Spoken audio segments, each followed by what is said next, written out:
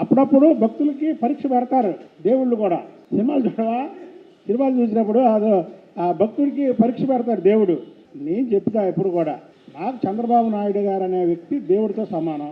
నాకు పదవి ఇచ్చినా ఇవ్వకపోయినా నేను చంద్రబాబు నాయుడు గారికి అంకితంతో పనిచేస్తా. అంతేగాని పదవి వస్తే ఒకలాగా, పదవి రాకపోతే ఒకలాగా ఇది కాదు.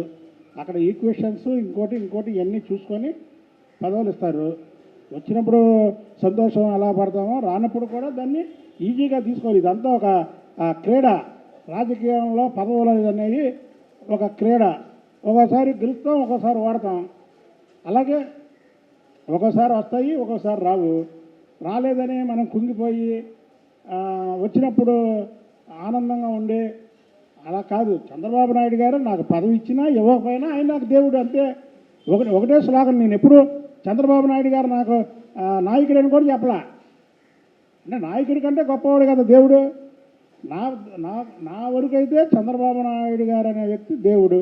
ఇచ్చినా ఇవ్వకపోయినా ఎప్పుడు కూడా నేను అంకిత భావంతో చంద్రబాబు నాయుడు గారికి అప్పుడు కాదు, ఎప్పుడు కూడా ఇలాగే ఉంటా, ఇలాగే ఫైట్ చేస్తా. చంద్రబాబు గారిని ఎవరు ఎక్కడ, ఈ రాష్ట్రంలో కాదు, పక్క రాష్ట్రంలో కాదు, భారతదేశంలో చంద్రబాబు నాయుడు గారి గురించి ఎవరు మాట్లాడినా సరే ఇదే స్టైల్లో వాళ్ళకి సమాధానం చెప్తా. అదే లేదు తమ్ముడు, రాకపోవడానికి బాగా కొత్తగా ఎన్నికైన గ్రీష్మా గారికి కానీ, బేదా రవిచంద్ర గారికి కానీ, బీటీ నాయుడు గారికి కూడా మీ అందరి దీంట్లో నేను వాళ్ళకి శుభాకాంక్షలు తెలుపుతున్నాను. చెప్పే కదా, ఈక్వేషన్స్, ప్రాంతాలు ఇవన్నీ ఉంటాయి. ఇవన్నిటిని బట్టి చేస్తారు.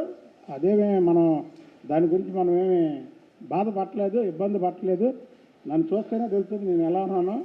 కాబట్టి నేను ఒకటే, చంద్రబాబు నాయుడు గారికి నేను ఒక భక్తుడు లాగా నాకు ఇష్టం చంద్రబాబు నాయుడు అంటే. కాబట్టి ఆయన పదవి ఇచ్చినా ఇవ్వకపోయినా ఇలాగే నడుస్తా.